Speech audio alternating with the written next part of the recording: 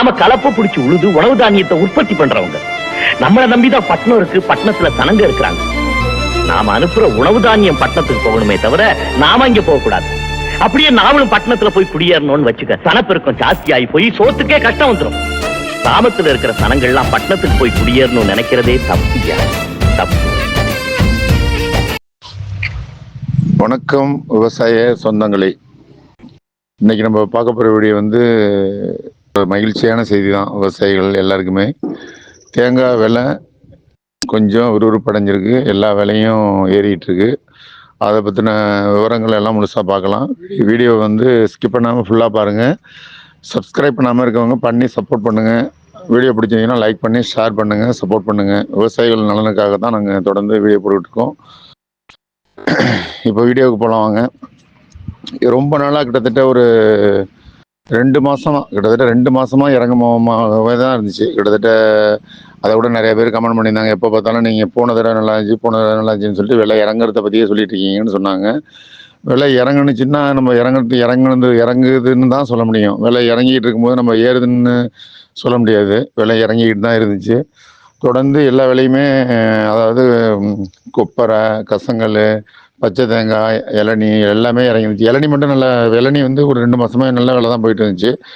ஆனால் இளநீ மட்டுமே விலை விற்றாலும் மற்ற அதுக்கும் சம்மந்தம் இல்லாத மாதிரி இருந்துச்சு. அப்புறம் விலை இறங்கினதுக்கு முக்கியமாக வந்து எலெக்ஷன் சொன்னாங்க, அது ஒரு காரணம் சொன்னாங்க. எல்லாம் போயிட்டாங்க வந்தாங்கன்னா. அப்புறம் சண்டை நடக்குது, யுஎஸ் இந்த ஈரான் இதெல்லாம் சண்டை நடக்கிறதுனால எக்ஸ்போர்ட் இல்லைன்னு சொன்னாங்க. அது ஒரு உண்மையான காரணம் தான். இப்போது எல்லாத்தையும் வச்சு நம்ம கூட்டி கழிச்சு நம்மளே பார்க்கும்போது இந்த சண்டை நின்னதுக்கு அப்புறம் தான் இப்போ எக்ஸ்போர்ட் ஆரம்பிச்சிருச்சு. அதனால நல்ல விறுவிறுப்பாயிடுச்சுன்னு சொல்கிறாங்க. மற்றபடி வரத்து அதிகமாக இருக்கிறதுனால தான் விலை வந்து உங்களுக்கு கம்மியாயிடுச்சுன்னு சொல்லி ஒரு காரணம் சொன்னாங்க. அது வந்து எந்த அளவுக்கு உண்மைங்கிறது தெரியல. கொஞ்சம் காய் எல்லாருக்குமே வந்து இப்போ நல்லா கூட வருதுங்கிறது ஒன்று. போன வருஷம் நல்லா பருவமழை நல்லா இருந்ததுனால இந்த வருஷம் காய் நல்லா எல்லாருக்குமே நல்லா வருது. ஓரளவு காய் வந்து இப்போ ஒரு எக்ஸாம்பிளுக்கு ஒரு 5000 காய் வர்ற இடத்துல வந்து 5000 காய் ஒரு தோப்பில் வருதுன்னா அவங்களுக்கு வந்து எக்ஸ்ட்ரா ஒரு 2000 காய் வருது அப்படிங்கிற மாதிரி சொல்லிட்டு இருக்காங்க. இது வந்து கண்டினியூவாக ஆகாது. ஏன்னா இந்த வருஷம் கடுமையான வெயில், அப்புறம் எல்நினோ, சூப்பர் எல்நினோ அப்படி இப்படின்னு சொல்கிறாங்க. மழையும் கோடமழை பேஞ்ச மாதிரியே தெரியல. தென்மேற்கு பருவமழையும் சரியாக பெய்யல. ஜூன் 12ஆம் தேதி தண்ணி திறக்க வேண்டியது தண்ணி திறக்கலை. மேட்டூர் அணையிலையும் தண்ணி ரொம்ப கம்மியாக இருக்குது. கர்நாடகாவிலையும் தென்மேற்கு பருவமழை தீவிரமாக பெய்யும். முன்னாடியெல்லாம் வரத்து அது 50,000 1 லட்சம்னு சொல்லுவாங்க. அந்த மாதிரி நியூஸ் எல்லாம் எதுவுமே வரல. ஸோ இதெல்லாம் வச்சு பார்க்கும்போது தென்னந்தோப்பு வச்சுருக்கவங்கள மற்ற விவசாயம் எல்லாமே வந்து இந்த வெயில்னால கடுமையாக பாதிக்கப்படுற போகிறது உண்மைதான். அடுத்த வருஷம் இதோட எஃபெக்ட் தெரியும். ஏன்னா இந்த வெயிலோட தென்னை மரத்துக்கெல்லாம் வந்து கண்டிப்பாக நம்ம ஒரு வாரத்துக்கு ஒரு தண்ணி பாய்ச்சி ஆகணும். அட்லீஸ்ட் ஒரு 10 நாளைக்கு ஒரு தண்ணியாவது நம்ம பாய்ச்சி ஆகணும். அப்போ தான் வந்து ஈடு கொடுக்க முடியும்னு வச்சுங்களேன். அதனால இப்போ இந்த சண்டை நின்னதுக்கு அப்புறம் எக்ஸ்போர்ட் ஆரம்பிச்சிருச்சு, விலை ஏறிட்டுங்கிறது தான் உண்மைன்னு நான் நினைக்கிறேன் என்னோட அனுபவத்தில். மற்றபடி விலை இனிமேல் தொடர்ந்து இறங்குறதுக்கு வாய்ப்பு இல்லைங்கிற மாதிரி தான் சொல்கிறாங்க நமக்கு மேலே தெரிஞ்சவங்க.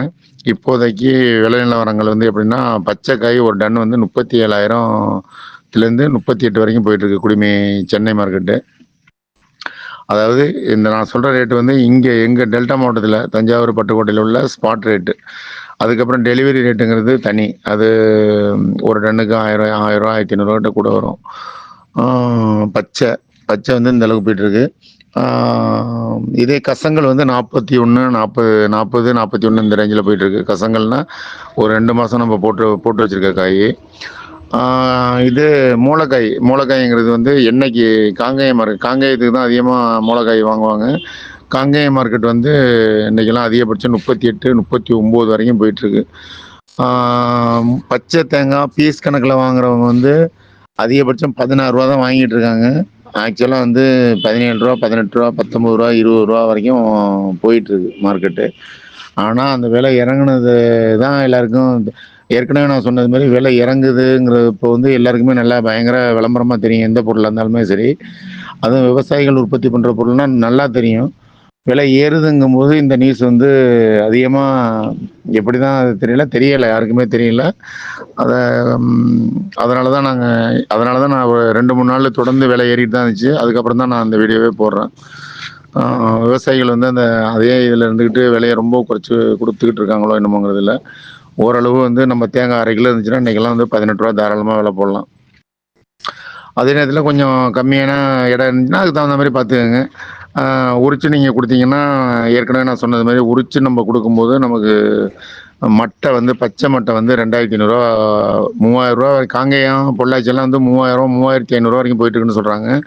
எங்கள் ஏரியாவில் வந்து 2500 2200 2500 வரைக்கும் போயிட்டுருக்கு பச்சை மட்டை.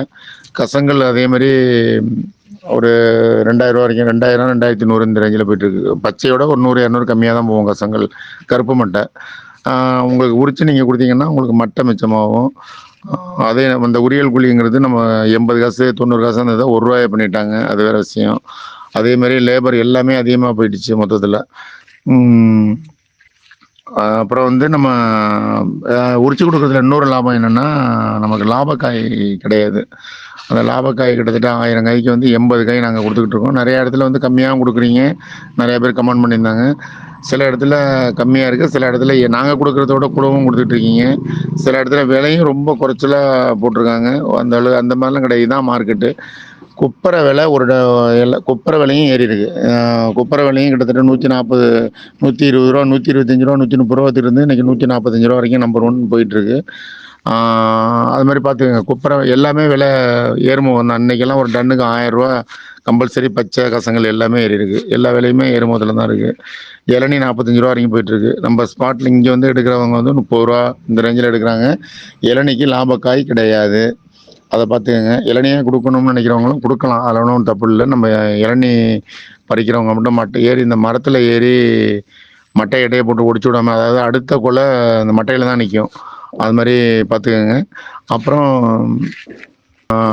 இப்போ இது கொப்பரை விலை இதெல்லாம் ஏறும்போது தொடர்ந்து எல்லாம் எண்ணெய் விலை எல்லாமே ஏறிடும். அடுத்தடுத்து விலை தொடர்ந்து இறங்குறதுக்கு வாய்ப்பு இல்லை. ஏறிக்கிட்டு தான் இருக்கும். அதே நேரத்தில் நீங்கள் ஸ்டாக் வைக்கிறது இதை பற்றி நிறையா ஃபோன் பண்ணி கேட்பாங்க. விவசாயிகளாக இருந்தாலும் சரி யாராக இருந்தாலும் அதை பற்றி அதெல்லாம் வந்து உங்களோட சாய்ஸ் தான். அப்புறம் இன்னொன்று காங்கேயத்தில் உள்ள ஃபோன் நம்பர் கொடுங்க, வியாபாரி நம்பர் கொடுங்கன்னு சொன்னால் அதெல்லாம் நம்ம தலையிறது கிடையாது. ஏன்னா எந்த பிஸ்னஸாக இருந்தாலும் அதில் பணங்கிறது வந்து ஒரு முக்கியமான ஒன்று. அது வந்து நிறையா அதில் ஏற்ற இறக்கங்கள் இருக்கும். அதனால் நாங்கள் யாருக்கும் நம்பர் கொடுக்குறதோ இல்லை ஜாமீன் போடுறதோ அந்த மாதிரி வேலையெல்லாம் வச்சுக்கிறது கிடையாது. அதனால் எந்த நீங்கள் திருச்சி மார்க்கெட்டு போனீங்கனாலும் காங்கேயம் போனீங்கனாலும் நிறையா மில் இருக்குது. நேரடியாக நீங்கள் போய் பண்ணிக்கலாம். புதுசாக வியாபாரம் பண்ணணும்னு நினைக்கிறவங்க கொஞ்சமாக வாங்கி பண்ணுங்கள். கொஞ்சம் பண்ணினதுக்கு அப்புறம் அதில் நிறையா அனுபவம் தெரிஞ்சுக்கலாம். நீங்கள் எப்படி காய் எடுக்கிறது, எவ்வளோ சேதாரம் வரும், ஒதுங்குற காய் என்ன, அப்புறம் உரிக்கிறவங்களுக்கு எப்படி சம்பளம். உரிக்கிறவங்களுக்கு சம்பளம் வந்து பாத்திக்காரவங்க உரித்து நம்ம கொடுத்தோம்னா இப்போ அது எங்களோட தான். வியாபாரிகளாக இருந்தாலும் சரி விவசாயிகளாக இருந்தாலும் அவங்களோட தான். மற்றபடி கை பார்க்குறது, ஏற்றுறது, இறக்குறது, ஏற்றுறதெல்லாம் கைப்பாத்தி ஏற்றுறதுக்கெல்லாம் இன்றைக்கி வந்து 1200 காய் 200 ரூபா வாங்க ஆரம்பிச்சிட்டாங்க. கம்மியாக இருந்ததெல்லாம் அதிகமாக போயிடுச்சு. உரியல் கூலியும் அதிகமாக போயிடுச்சு. எல்லாமே அதிகம்தான். தேங்காய் விலை மட்டும்தான் ரொம்ப கம்மியாக இருந்துச்சு. அது இப்போ கொஞ்சம் ஓரளவு பரவாயில்ல அப்படிங்கிற மாதிரி போயிட்டுருக்கு. ஒரு 40,000 ஒரு ஸ்டாண்டர்டாக ஒரு 40,000 50,000 விற்றுச்சுனாவே போதும். ஒரு 20-25 ரூபா தேங்காய் பீஸ் ரேட் இந்த அளவுக்கு விற்றுச்சுனாவே தான், அந்த அளவுக்கு விற்றுச்சுனா தான் விவசாயிகளுக்கு கட்டுப்படி ஆகும். ஏன்னா செலவினங்கள் வந்து எக்கச்சக்கமாக போயிட்டு லேபரும் வந்து 100 நாள் வேலையெல்லாம் வந்து விவசாயத்துக்கு பயன்படுத்த போகிறதா சொல்லி சொன்னவங்கெல்லாம் இப்போ அதை பற்றி யாரும் பேசவே இல்லை. 100 நாள் வேலை வந்து எக்கச்சக்கமாக இப்போ போயிட்டு இருக்கு. மத்திய கவர்மெண்ட்னா அதுக்கு எக்கச்சக்கமாக 1000 கோடி 2000 கோடின்னு ஒதுக்கி ஆளுங்கள்லாம் பூரா ஆத்தாங்கரையிலையும் குளத்துக்கரையிலையும் படுத்து தூங்குறாங்க. இதை வந்து கவர்மெண்ட்லேருந்து 100 நாள் வேலையை விவசாயத்துக்கு பயன்படுத்தணும்.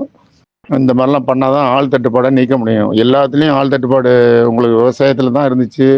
அதனால தான் எல்லாம் தென்னம்பிள்ளையை போட்டு கிடந்தாங்க. விவசாயத்தில் ஆள் தட்டுப்பாடு, நடவு ஆள் கிடைக்கலன்னு வட இந்தியர்கள் வந்து நட்டுக்கிட்டு இருக்காங்க. இப்போ நாங்களும் அதான் வட இந்தியர்களுக்கு புக் பண்ணி வச்சுருக்கோம். அடுத்த மாதம் 5ஆம் தேதி 6ஆம் தேதி அவங்க அப்பாயின்மெண்ட் அவங்க கொடுத்துருக்காங்க நம்மளுக்கு. அவங்கள கேட்டு தான் நம்ம நாற்றே விடணும். அதை பற்றின வீடியோவும் நாங்கள் விரிவாக அடுத்ததில் போடுறோம். நடவு நடுறதுக்கு அவங்க ஆள் கிடைக்கலன்னு சொல்லி. இப்போ அடுத்தது நம்ம தேங்காய் உரிக்கிறப்ப நீங்கள் வேணால் பாருங்கள். உரிக்கிறது மட்டும்தான் நம்மளும் உரிச்சிட்டு இருக்காங்க. அதை மட்டையை அள்ளுறவங்க ஃபுல்லாகவே வந்து பீகார், ஆந்திரா, இந்த உத்தரப்பிரதேசம் இந்த மாதிரி வட இந்தியர்கள் தான். மட்டை அள்ளுறவங்க எல்லாம் 40 பேர் 50 பேர்னு வந்து ஒவ்வொரு ஏரியாவிலையும் தங்கியிருக்காங்க, ஒவ்வொரு மில்லுலையும். அப்புறம் நீங்கள் போய் பார்த்தீங்கன்னா ஹோட்டலில் இருந்தாலும் சரி இல்லை எந்த பெரிய பெரிய ஹோட்டலில் எல்லாத்துலேயுமே இன்றைக்கி வட இந்தியர்கள் அதிகமாகிடுச்சு. இது வந்து இப்படியே போயிட்டு இருக்கிறது வந்து நல்லதா என்னங்கிறதும் தெரியல. இதுக்கு முக்கியமாக வந்து ஆள் தட்டுப்பாடு தான் காரணம். ஆள் தட்டுப்பாடை நீக்கணும்னு சொன்னால் 100 நாள் வேலையை வந்து நம்ம விவசாயத்துக்கு பயன்படுத்தணும் கண்டிப்பாக. அதே மாதிரி தென்னை விவசாயிகளுக்கு சப்போர்ட் அந்த அரசாங்கம் இருக்கணும்னு நினச்சா ரேஷன் கடையில் பாமாயிலுக்கு பதிலாக தேங்காய் எண்ணெயை கொடுக்கணும். இந்த மாதிரி சில இதெல்லாம் நல்ல விஷயங்கள்லாம் தரலாம் போதும். வேறு ஒன்றும் கடன் தள்ளுபடி, வேறு ஒன்றும் எதுவுமே இலவசங்கள்லாம் வேண்டியதில்லை. இந்த மாதிரி உருப்படியான விஷயங்களை செஞ்சாவே போதும். மும்முனை மின்சாரமும் ரொம்ப தட்டுப்பாடாக தான் போயிட்டுருக்கு. 18 மணி நேரம் தர்றதா சொல்லியிருக்காங்க, இன்னும் கொடுக்கல. இந்த மாதிரி சில விஷயங்கள் பண்ணால் தான் விவசாயிகளை காப்பாற்ற முடியுங்கிறதையும் நாங்கள் இதன் மூலிமா அரசாங்கத்தை கேட்டுருவோம், விவசாயிகள் சார்பாக கேட்டுக்கொள்கிறோம். வீடியோவில் ஏதாவது டவுட்னா கமெண்ட் பண்ணுங்கள். மீண்டும் ஒரு நல்ல தகவலுடன் நல்ல வீடியோவில் சந்திப்போம். நன்றி, வணக்கம்.